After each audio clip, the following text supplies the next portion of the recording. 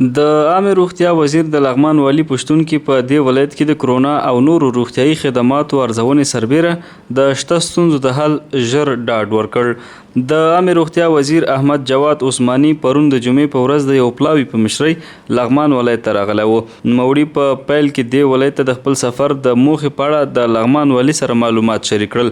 نوموړي وویل غواړي د لغمان ولایت په کچه د روغتیايي خدماتو ارزونه خصوصا کرونا تجرید مرکز ناروغانو امکاناتو او شته ستونزو څخه خبر ترڅو حل لارې ورته پیدا کړي. د عامه روغتیا وزیر ټول روغتیايي کارکوونکي اتلان وبلل چې د کرونا وبا سره په لومړي خط کې جنګیږي. دغه راز د ولایت د رهبرۍ ټولې هغه هڅې وستایلې چې له روغتیايي سکتور څخه هر وخت ملاتړ کړی.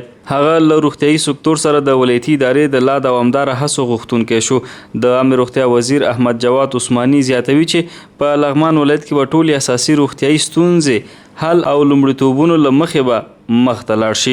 بل لور ته د لغمان والي ښاغلي محمد آصف ننګ او د عامه روغتیا وزیر احمد جواد عثماني په مهترلام ولایتي روغتون کې له ډاکټرانو سره هم ولیدل.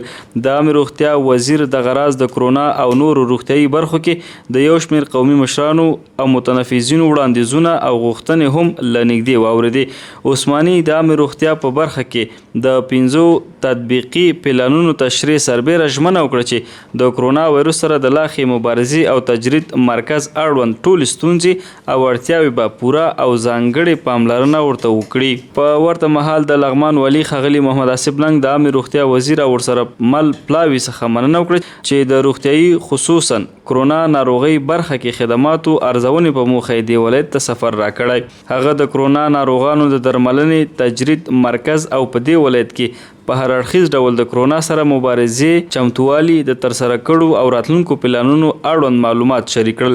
د لغمان والي دغه راز د عامه روغتیا له وزیر څخه الینګار او الیشنګ ولسوالیو کې د 50 بستریز روغتونونو د تدارکاتي چارو او قرارداد ژر عملي کېدو غوښتنه وکړه. ښاغلي ننګ همدارنګه عامه روغتیا وزیر څخه غوښتنه وکړه چې د مهترلام تخصصي 100 بستریز روغتون د ساختماني چارو ژر پیل سربیره دی مهترلام کې د کرونا د معالجې د 50 بستریزه تخصصي شفاخانې د تدارکاتي چارو او قرارداد ژر تر ژره عملي کړي.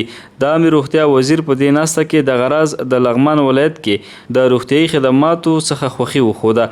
هغه دغه راز د ولایت د رهبرۍ له هماهنګۍ چمتووالي او په وخت د جواب ورکونې او ټوله کې د غوره رهبرۍ ستاینه او مننه وکړه. احمد جواد عثماني ژمنه وکړه چې په روغتیا برخه کې به د لغمان والي او نورو له لورې وړاندې شوو غوښتنو او وړاندیزونو ته ځانګړې پاملرنه او رسیدګي وکړي.